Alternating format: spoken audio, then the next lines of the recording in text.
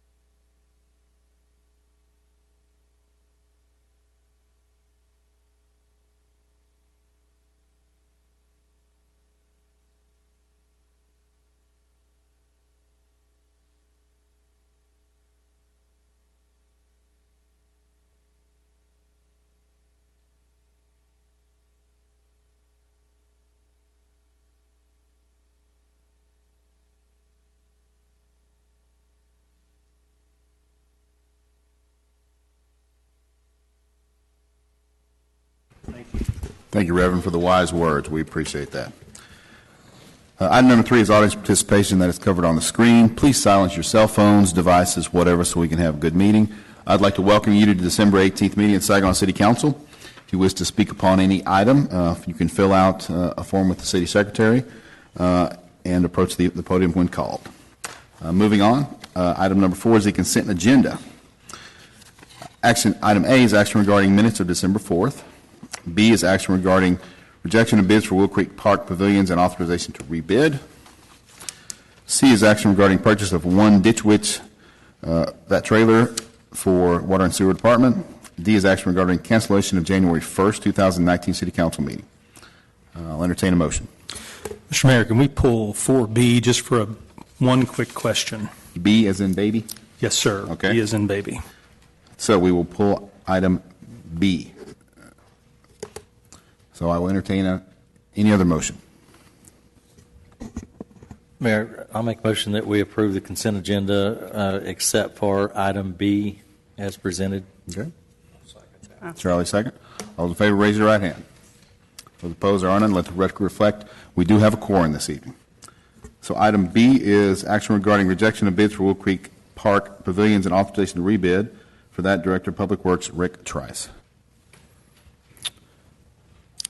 Yes, sir, council member. So the only question I have is, it seems as though we're pulling the bids because we didn't have a design to show to the marketplace, and we're counting on the marketplace to come up with their own design. That was the intent. We gave guidelines and specifications in the contract, and there was too much uncertainty in that bid, so we've elected to use Kimley Horn to do design build, prepare a set of plans, specifications showing the actual construction, and also provide some soil testing so they know what they're getting into. That should reduce the bids dramatically. Do we have an idea of what the design cost is at this point, just a rough estimate? It's about $30,000, and $10,000 of that is construction phase services, which we don't believe that we'll spend. It'll be an hourly amount for construction phase service. It's inspection. Okay. That's all I had. Thank you. Okay. Any other questions on B? If not, I will entertain a motion. Mr. Mayor, I move that we approve item 4B as presented. Second. David, second. All those in favor, raise your right hand. Those opposed, there is none. Thank you. Item number 5, recognition of Andrew Curtin for his Eagle Scout project. And for that, Director of Community Services, Keith Reinhardt. Thank you, Mayor and Council. By definition of leadership, is the action of leading a group of people or an organization. A good leader provides selfless servant leadership, serving others and not themselves. They build community. They do what's best for others without expecting benefits. They're honest, have integrity, they inspire, and they empower others. A good leader is not based on friends, followers, or likes. Good leaders are remembered not necessarily by what they say, but how they treat others and their actions. This young man is somebody that I will definitely remember. To give you a little background, Saginaw Animal Services was graciously blessed by a local Life Scout who's working on his Eagle Scout project. Saginaw Animal Services and Adoption Center would like to thank Mr. Andrew Curtin, Eagle Scout Troop 151, and the kids of the Boswell High School Theater. Under the leadership of Andrew, they collected $721.53 in cash, 250 pounds of food, other items such as dog crates, toys, leashes, etc., totaled over $2,500. All in all, there's about $3,200 worth of items in cash that were donated to Saginaw Animal Services. I've been in municipal government for 26 years, and I've worked with Eagle Scouts during those 26 years, and this may be the most beneficial one that I've ever been able to work with. The most my dogs are people to me, or my animals are people, so the most living, breathing things that are going to benefit the most from this project. In the audience tonight, I have our interim shelter manager, Jose Wieland, who was there and worked with Mr. Curtin. And at this time, I'd like to recognize soon-to-be Eagle Scout Mr. Andrew Curtin for his leadership, his donation, and his genuine heart.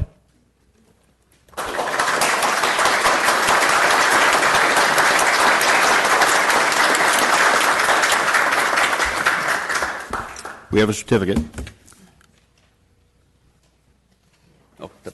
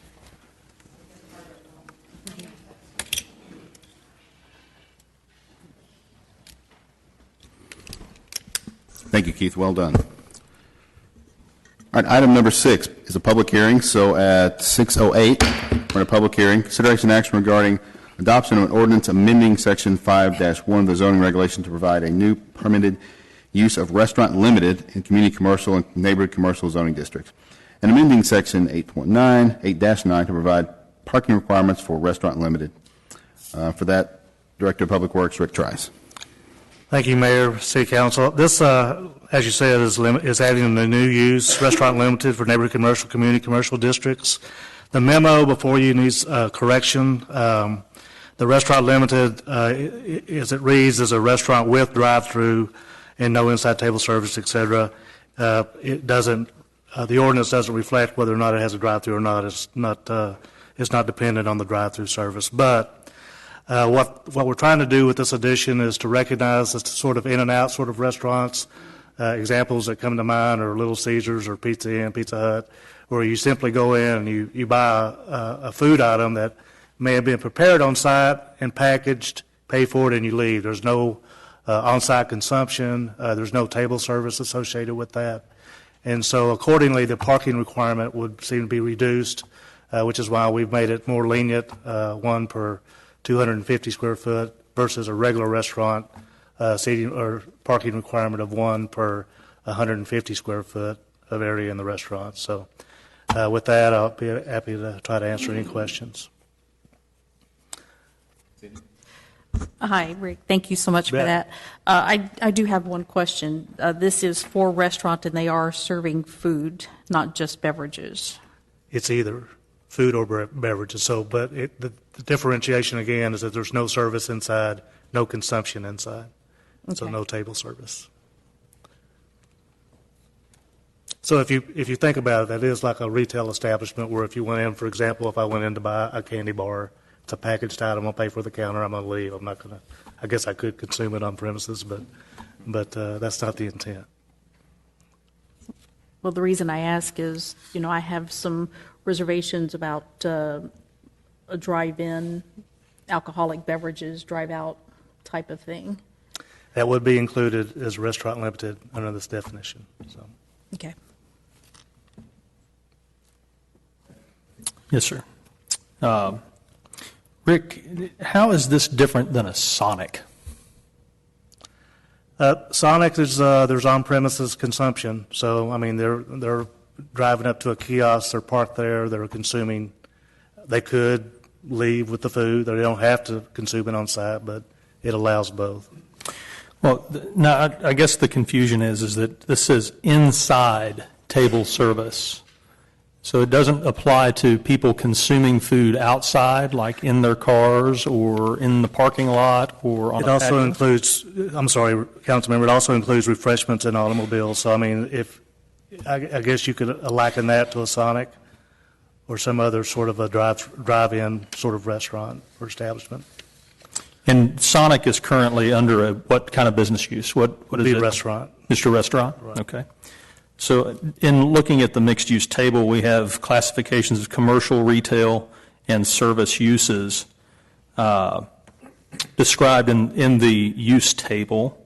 And under neighborhood commercial and community commercial, we show it's permitted, that this use would be permitted on the table, the proposed table. Correct, yes. Okay.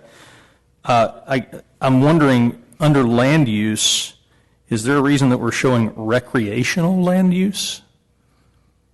If you look at the land use table, shouldn't that read retail, not recreational? I'm sorry, I don't have the use table in front of me, so Yeah, so in section 8 through 9, off-street parking and loading requirements, it's classified in this ordinance as recreational, and I think it should be retail. classified in the proposed ordinance?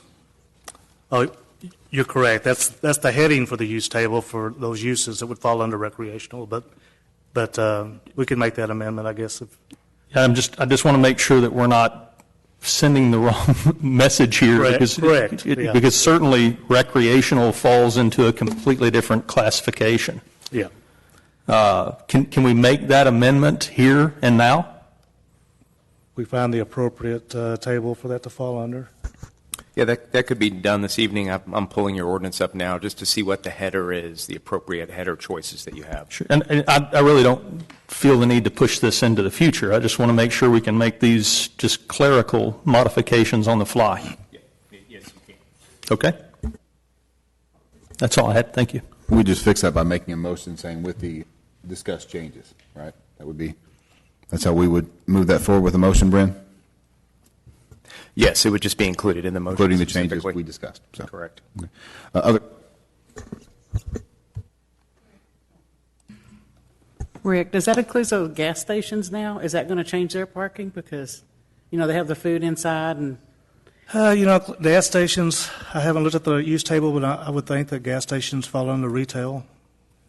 So their parking requirement would be consistent with this.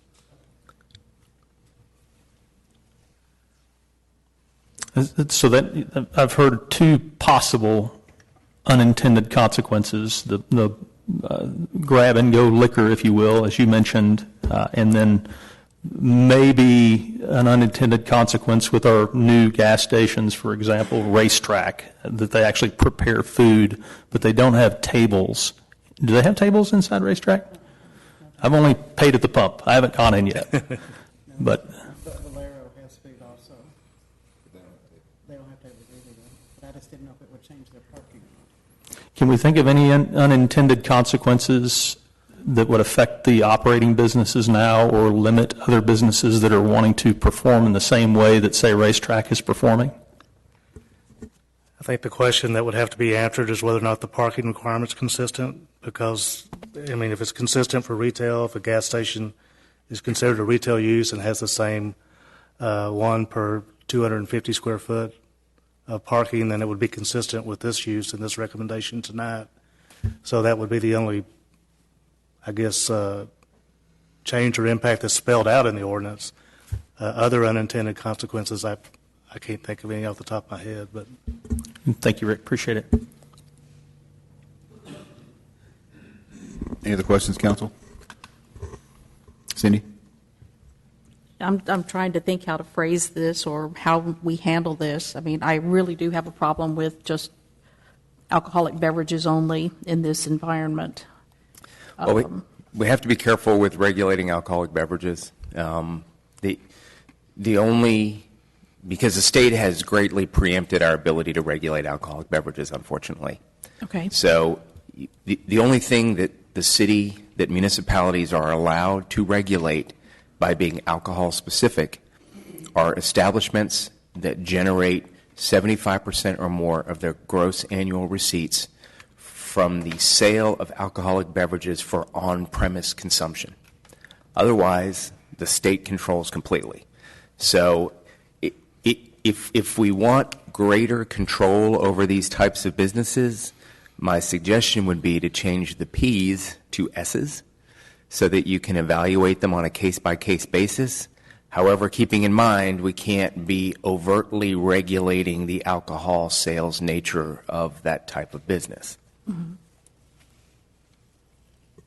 So, and I know that can be a point of frustration, and for a lot of councils, we want control over the sale of alcoholic beverages. But unfortunately, the legislature has decided that they're best suited, and the TABC is best suited to exclusively govern. We have the right to establish setbacks from schools and churches and daycares of up to 300 feet, and we have the right to regulate bars. And bars are defined by state law as premises that sell 75% or more of their receipts for on-premise consumption. So the type of thing that you're referring to as the drive-through, that's not an on-premise alcoholic sales type business. And how does that tie in with the open container law? Or is that still in existence? Yeah, so that's different than a land use regulation. Open container law is a public intoxication, general law and order type regulation. What we're talking about is regulating the land use and the business itself, and we're preempted from doing so, unfortunately.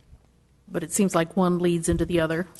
You would think, but that assumes that there is significant logic that went into the decision to preempt cities, and that's up for debate, frankly.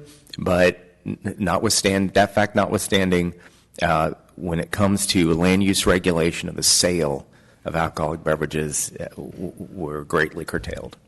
Okay, thank you. Well, and let's remember, this ordinance is just talking about parking. So we're just parking on this one, restaurant limited and parking. So it's very focused, and this discussion should be on parking.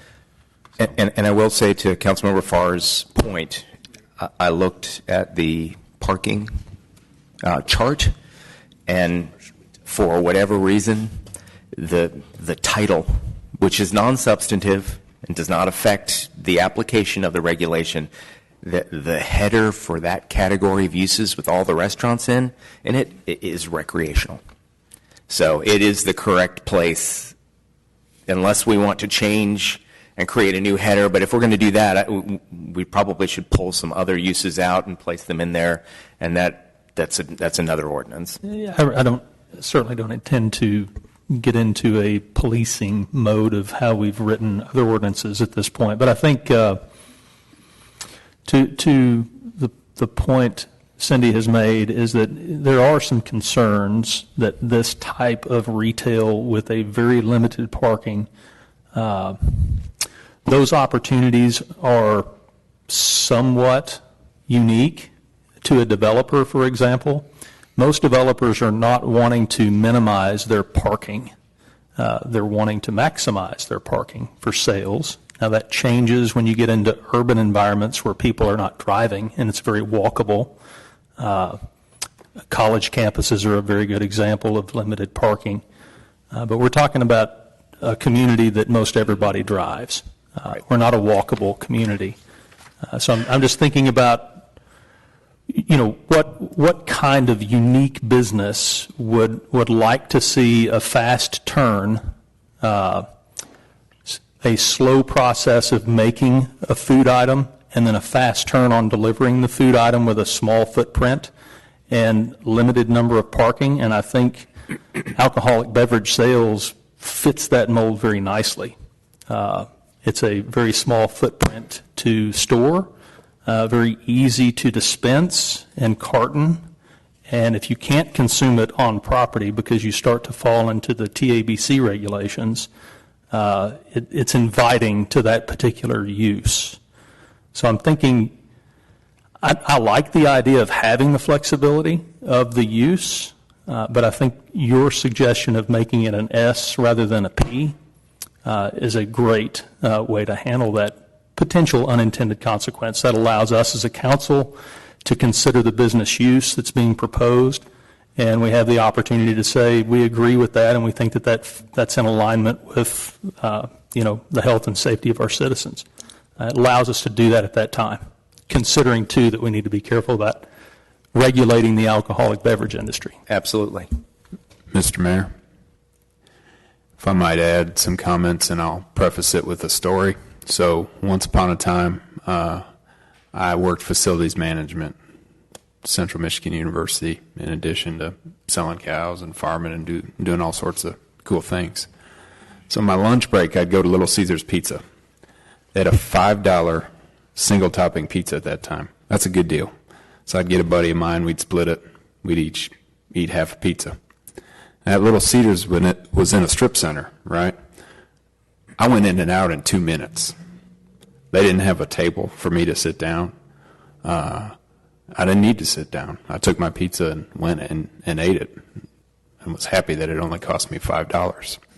So the reason this came up was a situation similar to that. And globally speaking, you can look at a lot of developments, especially a lot of areas that need to be redeveloped, and there's a sea of parking. We generally, lots of zoning ordinances allow for too much parking. So this came up for one of those situations where somebody said, we would like less parking, mostly because we don't need all this. So, if you can think of the Domino's, they've got a delivery service, or you have a walk-in. I go to Marco's every once in a while on Blue Mountain, same deal. I don't recall that they have tables in there, but I get my pizza and leave, and it would be a burden to them or a similar business if they were required to have more parking than what this proposed amendment. So that's where it came, kind of market-driven. We have a Domino's that's operating in town right now, right? And what was it? How is it listed as an operating entity? I'm sure it's under restaurant. I mean, I don't have the CO in front of me, but it would fall under restaurant would be our interpretation up to this day. It's a very small footprint, so it does not require a lot of parking. And I would assume that, I've actually been to that store, but I can't remember having a situation with not finding a parking spot. Had they come in to our permit desk and said that we're going to open up a pizza facility and it's going to be an in-and-out facility, no table service, won't have tables on site, no waitress, then we would interpret it as being under this new use with a reduced parking requirement. And we've got, I think the pizza service is a great example of a restaurant, but you're only going to have 5 or 10 of those in the city of Saginaw. Has a project come up that has prompted this? Is there something that's in play right now that's on the ground, or is it a potential? Is there something that's making this a need? I'm just curious. Yeah, we had it's already permitted, it's under construction, so proposed donut shop and packaged beverage, alcoholic beverage. So again, the donut shop said their preference would be to not have, they're not a restaurant. They prepare food there. They probably serve some on site, but the vast majority of people that are getting donuts are probably going in, going out, not sitting at a table, that sort of thing. So it benefits, on a case-by-case basis for them to have this flexibility. And donut shop's another good example. So, and I know we have at least one of those in town, at least one. So where do the employees park if you have, one parking spot? I mean, do you? Their employee parking would be covered in the 101 per 250 square foot. So I'm thinking if you have a 250 square foot facility, you have one parking spot, the employee takes it, where does the customer park? that's a good point. I don't, and maybe that exists, but I don't know. 250 seems rather small for a restaurant facility, but I will say that, we didn't do this in a vacuum. The city of Houston and the city of Austin, both in Texas, have similar ordinances. We've heard, although it's not on the books as an ordinance, other cities, neighboring cities, Arlington, other communities have interpreted that type of use, Little Caesars and others like that, as to being more of a retail than it is a restaurant. How we've weighted in the past is that if they prepare food on site, they're a restaurant. So that was the only differentiation. So this gives us more flexibility to address those sorts of uses. Is this something we want to discuss as changing from a P to an S, which is a little more than we discussed before? Is this something the council would want to look into? I'd certainly entertain that. So, Mr. Attorney, how would we go about doing that? Simply make a motion to approve the ordinance as presented, with the exception that the uses be changed from a P to an S. Any other questions, any other discussion, council? If not, I'll entertain a motion. Mr. Mayor, I move that we approve the ordinance as presented, with the exception of the use be changed from P to S. I'll second. Yes. I'll second. All those in favor, raise your right hand. Those opposed? There is none. All right. Thank you, sir. Thank you, Rick. Thank you, Bren. Moving on, we are at item number 7. Just over that, at 6:28, we're in public hearing. Consideration and action regarding adoption of ordinance amending Section 8-12 of the zoning regulations to permit prior permit and approved concept plan for fences constructed on key lots, and amending the master schedule of fees to provide a fee for a key lot fence permit. For that, Director of Public Works, Rick Trice. Thank you, Mayor and Go ahead. Mr. Mayor, if I might add, Councilmember Copeland has filled out a conflict of interest form. She's in the notification area for an action related to this, so she's going to step out for discussion and action. Thank you, Gabe. All right, Rick. Yes, sir, Mayor. For those of you who don't know what a key lot is a corner lot where the side yard is in parallel and in line with the front yard setback of its neighbor, if that makes any sense at all. So the reason that we move the side building yard and the side lot of a key lot back to align with the front yard of the neighbor is for sight distance purposes. So if a neighbor has a driveway, they're backing out, the fence is not blocking their line of sight down to the intersection. But in some cases, there may be an opportunity where a person may want to extend or get creative with their fence line. And so what this allows them to do is to submit a site plan to staff, and we would evaluate that against AASHTO criteria. AASHTO is a nationally recognized American Association of State Highway and Transportation Officials. There's guidance in there for line of sight. And so long as they meet the site guidelines in that document or in that criteria, then we would approve a fence, key lot fence permit to allow them to encroach outside the building line. So that's the whole purpose for this amendment, is just to give them that opportunity. We don't expect that there's going to be a rush down to the permit desk to do key lot permits, but at least it does give some flexibility there. In some cases, property owner may not even be aware that they violated the side yard requirement, so this allowed us to evaluate that also and maybe come to a solution. So hopefully I explained that, if there's any questions. Well, council questions? Excuse me. Is there anyone wishing to speak on this item? I did not see anything. Okay. Any questions, council? If not, I'll entertain a motion.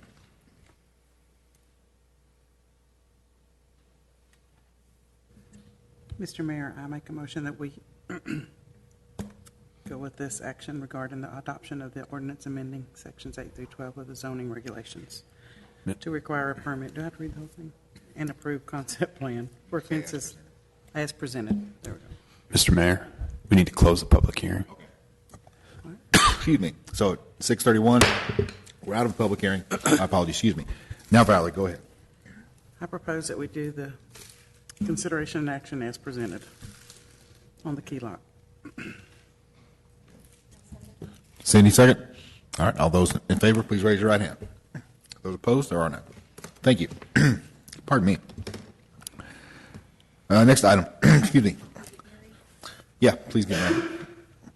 So we're going to switch around the agenda, excuse me, a little bit. We're going to take executive session pursuant to Government Code 551.071, consultation with attorney, at this point at 6:32. So we will, excuse me, we will return after executive session back to the normal agenda.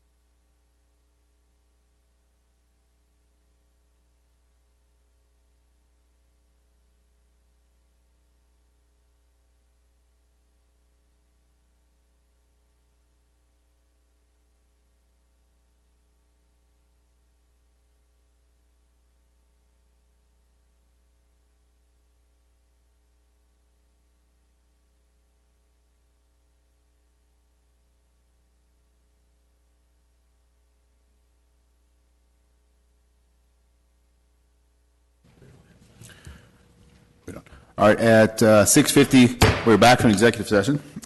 Moving on to item number 8. Item number 8, I believe Ms. Tankley has a conflict of interest form that she has filled out. She will be sitting out this discussion.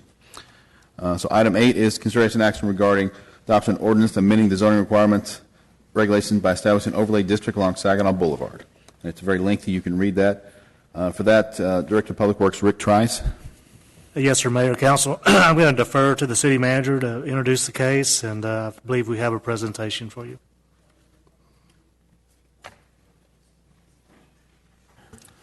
Mayor and Council, Phyllis Gerald is a face that's familiar to you. She met with you to give you an overview of the overlay back in August, I believe. Does that sound right? When we talked about this concept. So just to give you a brief rundown of the timeline. Since that first workshop session with the City Council, we moved forward with a draft to address some of the concerns that were brought from residents at our Citizen Summit, a desire to improve the appearance of Saginaw Boulevard, to encourage uses that are retail and food restaurant in nature. From that, we met with Phyllis to discuss some of the feedback we heard from residents. We sent out a notification in October to all affected property owners, October 19th. That mailing was sent. We had a public town hall meeting in early November for all property owners. I believe we had 6 in attendance. Following that, the Planning and Zoning Commission reviewed the proposed overlay ordinance, recommended it be approved on a 4-1 vote, and we're here for final discussion and potential action by the City Council this evening. So with that, I would like to introduce Phyllis.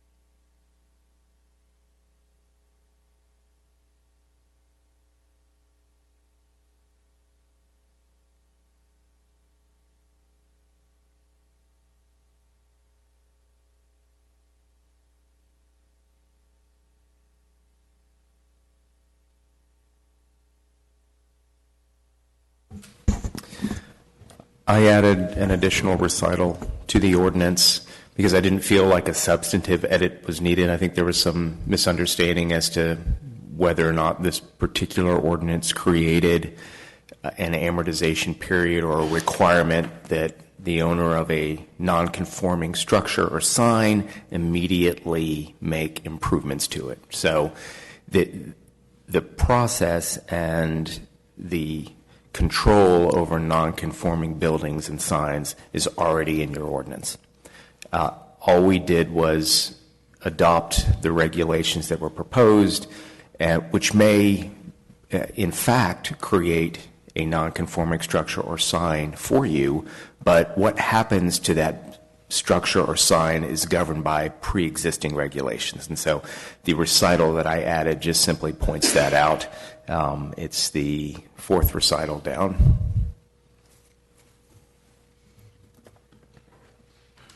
Oh, go ahead. Yeah. Any questions for Ms. Gerald? I had a couple. So under this overlay, any new construction would be required to comply? Immediate new construction, okay. Cindy? Hi. Thank you so much for your presentation. I do have a question about the pole signs. I know my husband and I travel quite a bit with his business, and we depend on those pole signs, to identify places that we need to stop, Discount Tire, McDonald's, not really a best choice, but sometimes that's the only thing available. But, what would be the financial impact by removing those pole signs, as an advertisement for these businesses on the boulevard, since that is our main artery? Well, again, they're not required to remove their signs. So if they have a pole sign today, they can continue to utilize it. Mm-hmm. So it could be there for 20 years. But if a new business comes in, can they still utilize that sign? Copy on the sign. Now, if Okay. the sign, like I said, it blows down, or we have a big storm, and if it gets blown over, or if the business decides to change out their signs and, or to totally take down their pole sign, then they would be required to replace it with monument signs. But you can continue to change copy on an existing sign, just as you could continue to change a wall sign, if the new business comes in. Yeah, because I know in the last few months we've had several guests at one of our schools, and it has a monument sign out in the front. It's very difficult to miss, but we've had probably 5 or 6 people in the last couple of months we can't find where you are. So that's one of my oppositions to monument signs over the pole signs. So, okay, thank you. Mr. Mayor, just a note on the signage. One of the comments from residents at the Citizen Summit, and this has been said probably in every city I've worked for, is that residents like a small town feel, hometown feel. Large pole signs that are 30 feet in the air are more of a highway, interstate type feel. So that's where some of this came from. A little homier feel, but I understand it's a matter of preference. But signs that are existing can stay until such point as Phyllis outlined. I had one other comment, just wanted to address. There was one use after review, auto body shop, that is currently prohibited in the overlay. So we added a use for an existing business to be able to go through a specific use and legally be able to operate. This use is currently only allowed in industrial, so the change would help an existing business that's currently in business. Any other questions for Ms. Gerald? Patrick? Yes, ma'am. The process that was used to determine the prohibited uses, can you elaborate on that process? How were these names identified or business uses identified and selected? Well, I consulted with the city staff as to what their thoughts were on the uses that should be either prohibited or allowed by a specific use permit. I think they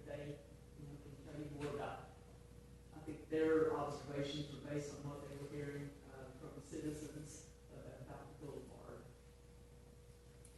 So what I'm understanding is that it was city staff that came up with the list of prohibited uses and the specific use permit uses, and no one else. We talked about uses that they were aware of, that they felt, might not be, continue to be appropriate in Boulevard, ones that might, need a little extra scrutiny through the specific use permit process. And I probably threw in some that I thought might, things that they might want to regulate, but the list was drawn up with the assistance of staff. So I just want to point out that better than 30% of our city's revenue comes from our businesses in the city. And I'd like to know if the businesses had an opportunity to sit with city staff independently of any discussions between you as the consultant and city staff, and were records kept of those discussions? Is there was there some process that invited the groups of businesses in to identify these, or is this just us saying as city staff that we don't particularly care for these businesses? I would ask the staff to address that. I was not personally involved in discussions with any business owners. So, Mr. Mayor, happy to address. You'll recall, and most of y'all were in attendance at the Citizen Summit back in July. One of the key goals, and it's amazing to see how you can get a diverse group like was at this Citizen Summit in short order, kind of see some common goals come together. One of those common goals was improving the appearance of Saginaw Boulevard, which is why we're here. A subpoint to that was that residents had a desire to have more retail and restaurant opportunities on the boulevard. So again, this was workshop with y'all back in August with Phyllis to talk about this idea. We sent out an FAQ to all affected property owners, mailing in October. We had a public town hall meeting to invite property owners with the proposed regulations to do the very thing you're getting at, Councilmember Farr, so that we could bring a draft to the Planning and Zoning Commission that was acceptable for the community, and ultimately that could come for your review and action. So that was our process. And at our, if I could put a Laura on the spot, do you remember how many letters we mailed? 200 some? For the town hall meeting? Correct. 276. And I believe at the town hall, which was in November, we had 6 in attendance. 9. 9. And then at our Planning and Zoning Commission, do you remember how many? 23. We had 23 in attendance, and I believe we had 9 public speakers. So that was our process. So I guess the one thing that was noteworthy in the Planning and Zoning meeting is that there were 10 people that spoke at the Planning and Zoning meeting, and out of the 10 people, it appears as though 8 of them were more concerned with the use changes and not the beautification changes. So what you're suggesting by use is that by virtue of the fact that the property is being used for something, that it cannot be beautified and made to look pretty. So I'm curious, where does the water's edge stop from beautification to limiting the opportunity for someone to conduct business? 2 entirely separate issues, and they need not be mixed. So some of the questions at the Planning and Zoning Commission were related to how does this impact my business directly? And we answered that by saying uses that are on the list requiring specific uses, existing business owners would be required to get a specific use permit, go through the Planning and Zoning Commission, and ultimately the City Council to receive approval. Now, is that an extra burden for existing business owners? It is. It does offer protection and you might say quality control for both the Planning and Zoning Commission as a recommending body and the City Council. As it stands today, we have 4 or 5 car washes on the boulevard. If we got building permits for another 4 or 5, they would have to be approved because there are no additional controls. So as Phyllis mentioned, it's kind of confusing. We're addressing use and we're addressing aesthetics here. Those don't apply until you have a new business that are subject, should the council adopt this overlay, or a redevelopment of a business over 20%, or is it 50%? For an addition. For an addition. Yeah, right. And that was a concession that we heard and tried to make a reasonable accommodation, that an existing business could be allowed to expand up to 20% and not have to kick in and comply with the overlay, the articulation, the facade, all the things you heard earlier. Yeah, so I want to point out something, though. In 10 years, it applies to all of the businesses listed here. You mentioned that it doesn't apply until you have a redevelopment, but in 10 years, the business will be subject to either no longer being able to operate as a prohibited use, or it will be allowed to continue to operate only if it goes through the specific use permit process. You mentioned that that was a protection, but however, that does not guarantee that this council or a council 10 years from now will allow that business to continue to operate. They're still at risk. I can't speak for the council. I'm a recommending body only, as you know, but I can't see reasonably that a city council, this city council or any in the future, would want to run out existing business and long-standing business, which is why we were very thoughtful and careful in this process. So, you know, you have a fair point. We're talking about future, but I don't see that. Earlier this evening, we were talking about creating a zoning opportunity or a use opportunity that would allow an additional donut shop to go in. And you had mentioned that we have a number of car washes on the boulevard. We do have a number of donut shops today. So on one hand, we're creating opportunities for redundant businesses to exist on the boulevard. But why is it that we would be isolating specific businesses like car washes and not donut shops? Councilmember Farr, I think it's very simple. If you like what you see and you like the tone of current development on the boulevard, then there's no need to change. If you want to respond in the way that staff felt was the best professional recommendation coming from the city citizen summit to improve the appearance, then it would require a change in regulation. But if you're happy with the boulevard as is, then there's no need to make any changes. So let me remind you of what you did coach me on, is that these are two separate issues, beautification and use. I see the opportunity to beautify the boulevard and not necessarily limit business use. So I do see them as separate items. And what's being handled here in this particular ordinance is a beautification prong and a business limitation prong. And what I'm concerned about is that the council, back in October, created an economic development committee to handle business use questions in particular. But that committee has not been given an opportunity to deliberate this ordinance with any business. I am on that committee, the mayor is on that committee, and Mary is on that committee. And I don't think that any one of us have sat down with business members in a committee forum to discuss these particular business uses. So I'd like to know, when will we have that opportunity? Can I cut in real quick before we go too far? We need to open a public hearing, and I want to make sure there's not any more questions for our speaker, and I will dismiss her and open a public hearing. So, anything else for her? Thank you very much. So at 7:22, we're in a public hearing. Yeah, just one comment. So the Economic Development Committee is a subcommittee of the full council. The entire council has been apprised of this issue multiple times in workshop setting. Staff held meetings with property owners based on the proposed regulations.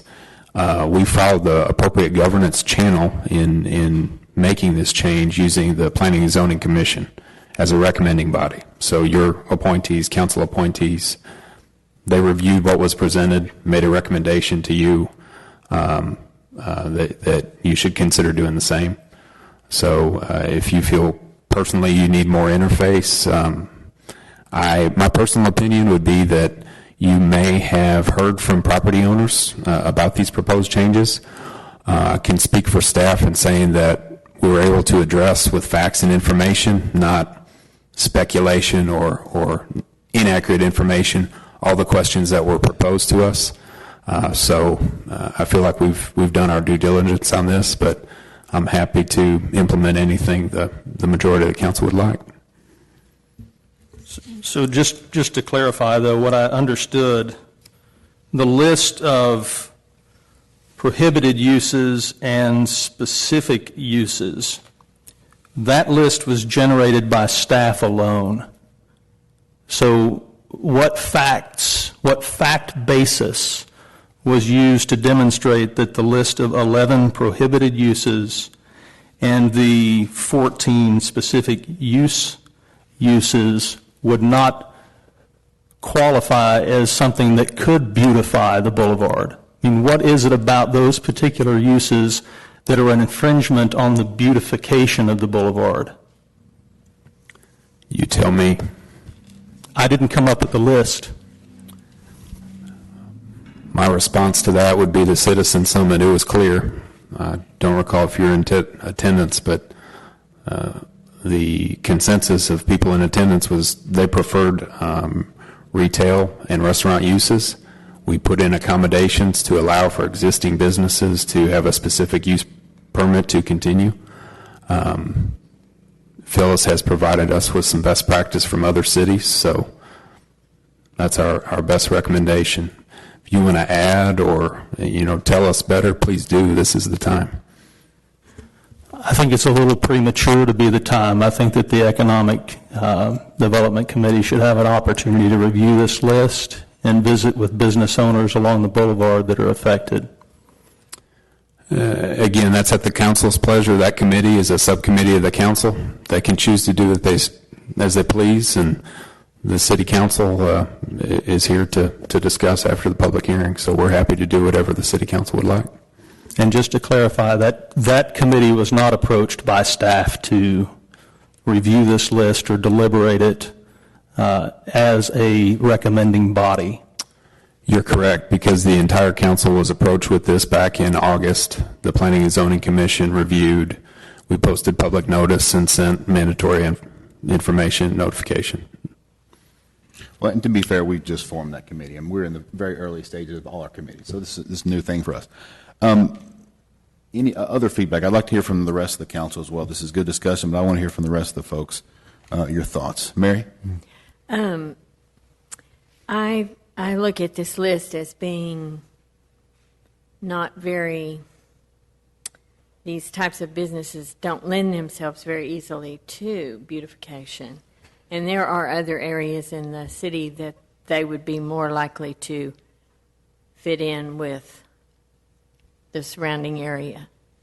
So I think some uses in and of themselves don't lend themselves to much beautification. And they are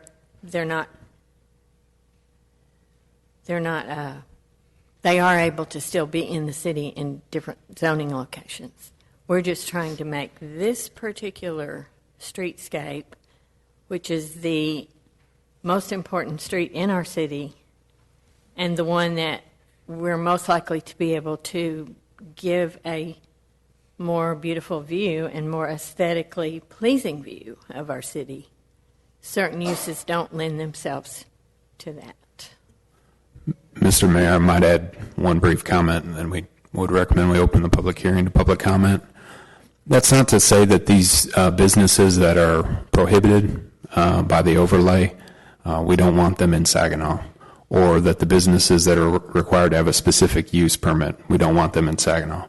We're saying that in this corridor, in this defined area, to create a sense of place and consistency, that's why this additional layer of regulations are in place.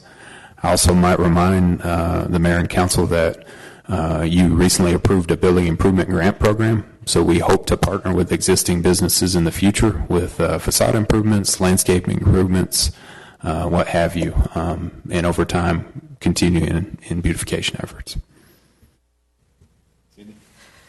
And Mayor, one of the things I noticed on the prohibited uses list, it seems that the majority of the businesses listed here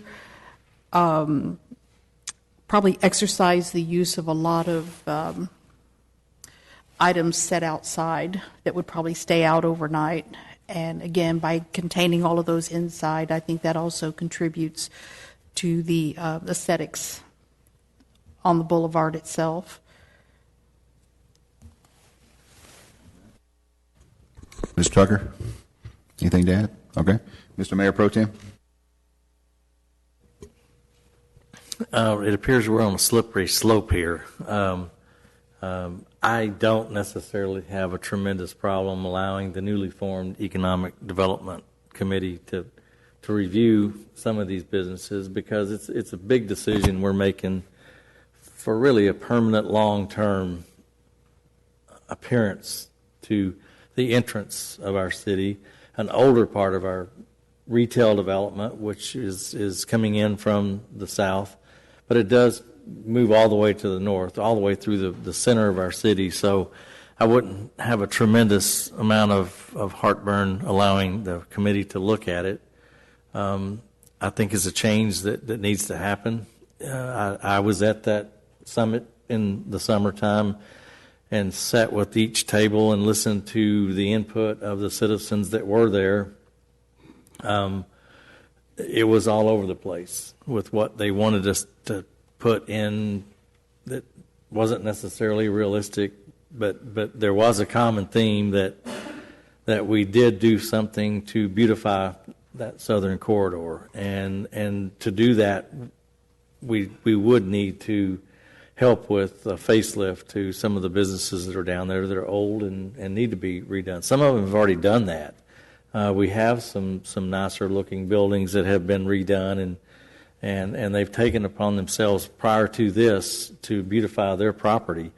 We applaud those folks, but and I do agree with Cindy's comment about the pole signs. Pole sign being a term. A taller sign than a monument sign is sometimes necessary.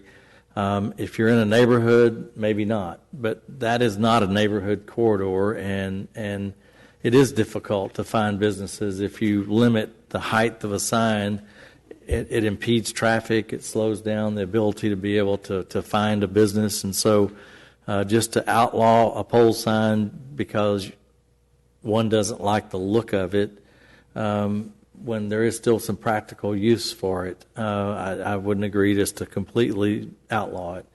I agree with, I believe it was Mary that made the comment regarding, well, I lost my thought there, so I apologize. But nonetheless, I don't have a problem if we want to review this and come back at a later date to approve. But there are going to be some changes that are made, and we're not going to make everybody happy. We just do the best we can to try and be fair.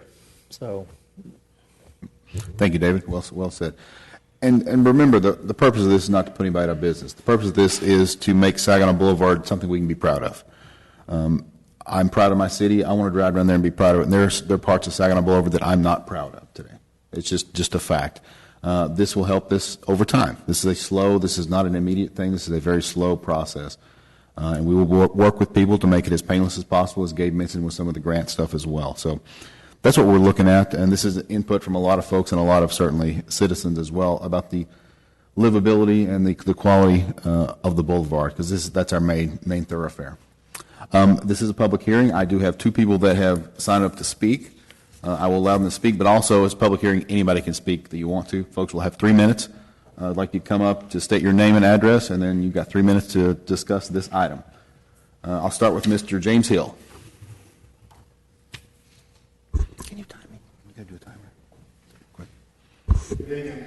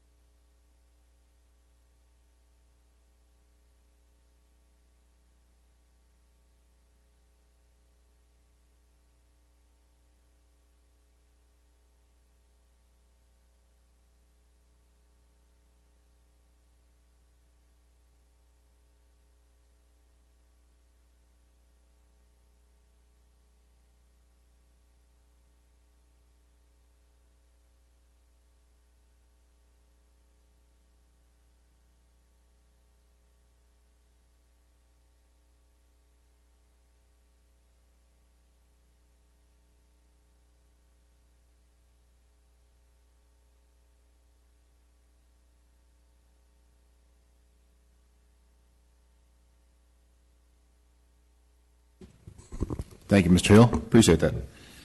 Next, I have one for Thomas Mathis. Mathias? Sorry if I said. Thanks.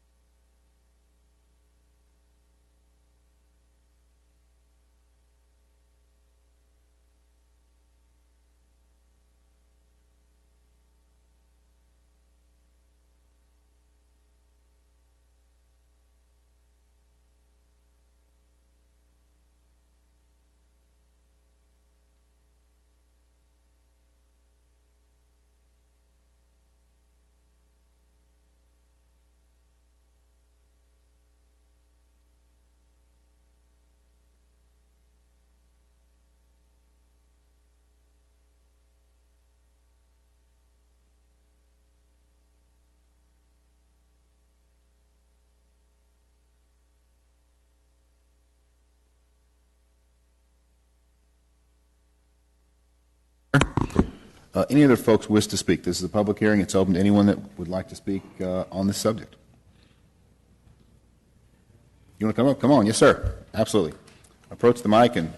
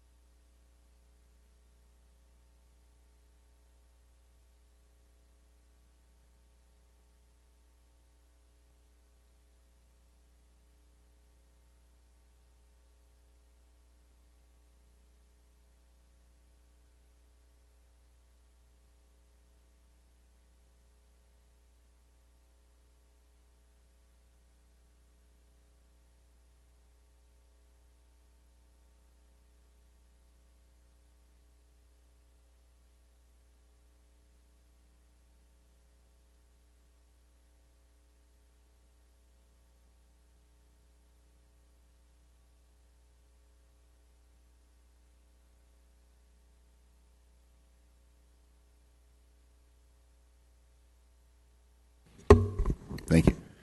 You want to speak? Come on. Yes, ma'am.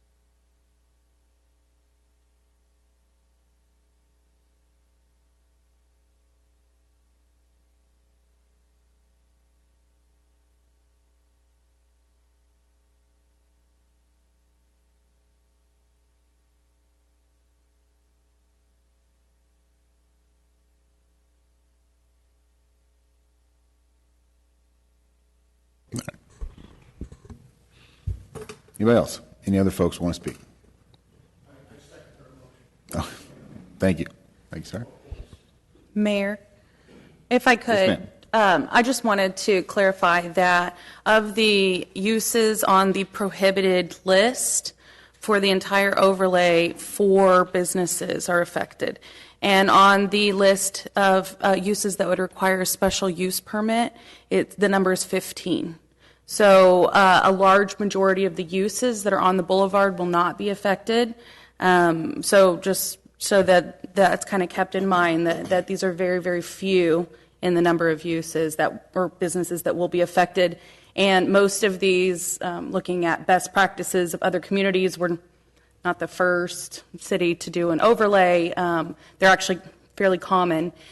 These tend to be more standard uses. Again, you'll see on the prohibited list, although it's long, you're really only talking about 4 businesses on the boulevard, and those tend to be ones that are not Main Street friendly, as in they don't support growing a healthy local economy. They don't tend to be very beneficial for surrounding small business. So in fact, as Gabe mentioned with, for instance, car washes, great to a certain extent, but the amount of economic value that they bring into an area, not just for residents, but for surrounding businesses, is substantially less than other uses. So there was a lot more thought behind those uses and who would be affected and in what way and where that zone is, much, much, much more deeply than just simply beautification efforts. So I just wanted to clarify. Thank you, Laura. All right, anyone else wish to speak? All right, if not, any other questions from council or staff? Mary, go ahead. I just had a follow-up question to Laura. Would you agree that this list of prohibited uses, if those uses are not permitted in the overlay district, more businesses that we would consider more beneficial to our city would be attracted to put a business there? So a couple of things. First of all, again, we're really talking about not necessarily a business, a use, or how that sort of plays into a local economy. We're really talking about how it plays into the idea of a main street. And so there are certain uses, those that require a special use permit. Again, the city has every intention on assisting existing businesses requiring a special use permit to obtain that. This really puts a limitation on future development that would also require a special use permit. So we're really talking about the prohibited uses. And it's not that these are uses that, again, are not beneficial to a community. It's about being on a main street. The same thing could be said for the signage. You know, it isn't an issue about you know, how does that affect an individual business. We're really talking about building a main street, and main streets are successful for very specific reasons, and it's something worth noting in the history of kind of communities, what it is that is successful. However, with all that being said, you know, one thing that I've said a number of times is in my role here, you know, only being here since May, but I will say that I am approached all the time by businesses that say, of all sorts, that say, I want to be in Saginaw, where can I go? And my answer is, I don't have anywhere for you, because we have a less than 1% commercial vacancy rate. And by no means is the overlay intended to increase our vacancy rate. But to your question is, would there be other Main Street specific businesses that would move into these locations? I do believe so, but again, we're really talking about a very small number of affected businesses. Thank you, Laura. Cindy? How many businesses do we have on Main Street? Because we're talking 19 out of... Oh, I would guess it's probably around 200 if you look at each individual office and everything.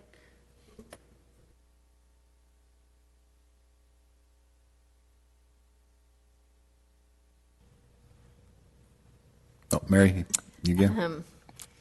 Concerning pole signs, I am reminded of when the big, huge signs on highways, billboards, many communities and cities outlawed those, and at first everyone was just appalled. I can't function without my billboard. And they found ways to do so. And I think the monument signs will add so much to the beauty of Saginaw Boulevard, and I think the businesses will be able to overcome not being allowed to have a pole sign if they're a new business or if their pole sign is damaged. Thank you, Mary. Mr. Farr? Yeah, just really overarching is when we decided to establish an economic development committee, we were fulfilling a need that wasn't there before. We know that we have a lot of economic development that's coming into our city. We know that we have beautification needs. We know that we're in dynamic change. But we've been asking our Planning and Zoning Commission, and we've been asking our Public Works Director to essentially serve as the business police. And quite frankly, I don't think that that's a sustainable model. I think that it's important that we did establish an economic development committee, and that economic development committee is made up of 3 council members, and that will grow to business owners in my mind. I don't know how fast that's going to grow, but I got to tell you, with this kind of pushback on the overlay, I think it has the potential to grow very fast. I think it would be a very beneficial instrument to use in this particular case. And that is because this overlay is not a small overlay. This overlay affects a number of our businesses. Probably overall, I know 15 are impacted today, but the residual impacts in terms of building modifications, infrastructure modification, and quite frankly, air handling equipment needs and things. I'm looking at some of the business owners here in the audience, knowing they have exhaust fans, they have paint booths, they have things that they're going to have to deal with in 10 years, whether they like it or not. That's a capital expense. Now, we have an opportunity that has been created in that the city can help if you apply for such help. But I think in order to keep the citizens, and when I'm referring to citizens, I'm referring to all taxpayers, whether they reside in the city of Saginaw or they pay their taxes of business in the city of Saginaw. All of those citizens contribute to our tax base. They are entitled to protections, and they're entitled to every opportunity that they can be given to have a voice. And back in October, we created a committee to open up that avenue. I think it would be a bad idea for us to adopt such a large change in our ordinance without exercising that new committee. Mr. Mayor Pro Tem, anything you want to add? Okay. Gabe, any closing thing you want to talk about? No, sir. We're happy to take feedback from the council. Excellent. Then I will entertain a motion. Mr. Mayor, I move that we table this issue until the newly formed Economic Development Committee has an opportunity to research the subject with local business owners and make recommendation to the council.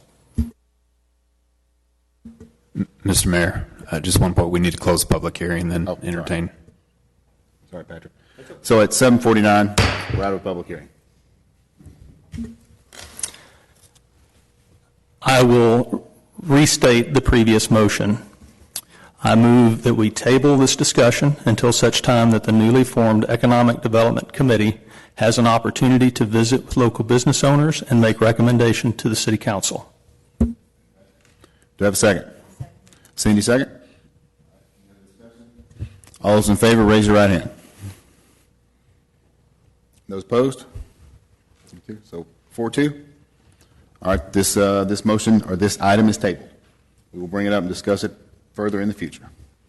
Thank you, folks. Thank you, staff. Moving on, item number 9, presentation of organizational core value. For that, City Manager Gabe Rayham.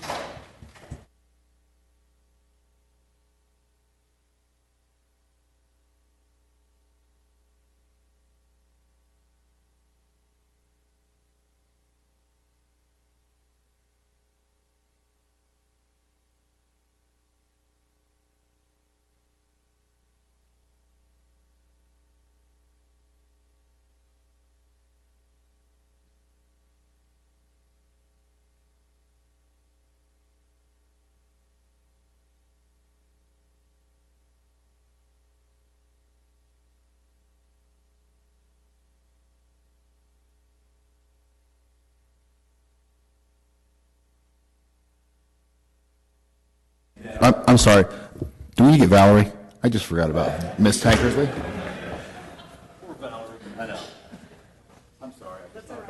Janice had just told me to come back in.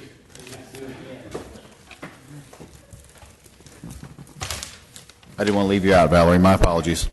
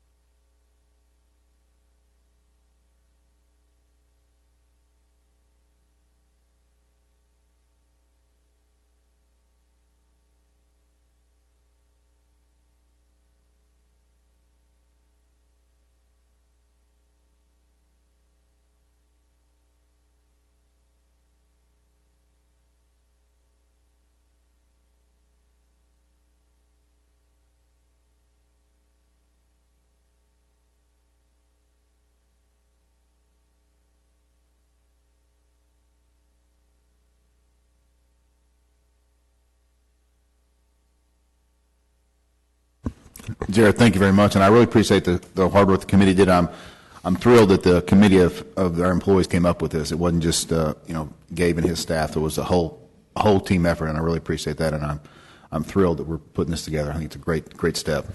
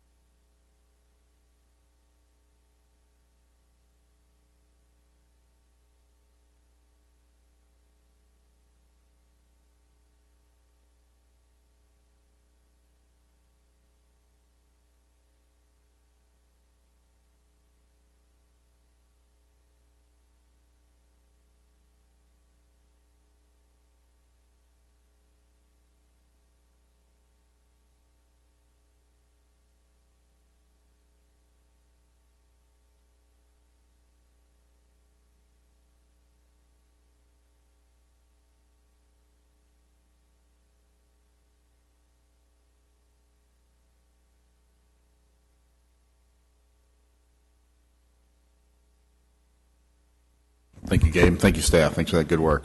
Appreciate it. Item number 10 is executive session pursuant to Texas Government Code 551.087, deliberation regarding economic development negotiations. At 8:01, we'll be in executive session. We will come back to adjourn.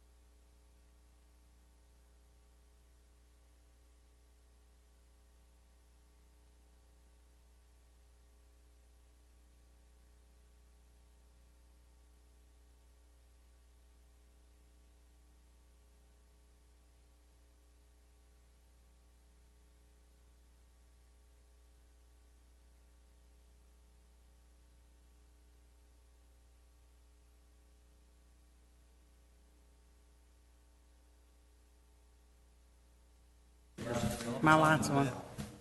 Your turn. She's ready to make the motion. Everybody back? All right, so at 8:46, we return from executive session. Item number, what is it, 10? Is it, or no, whatever. What item are we on? 10. Item 10 is adjournment. I'll seek a motion. I make a motion that we adjourn. Second. I second. All in favor? Aye. Opposed? At 11, okay. At 9:47, we're adjourned. Thank y'all.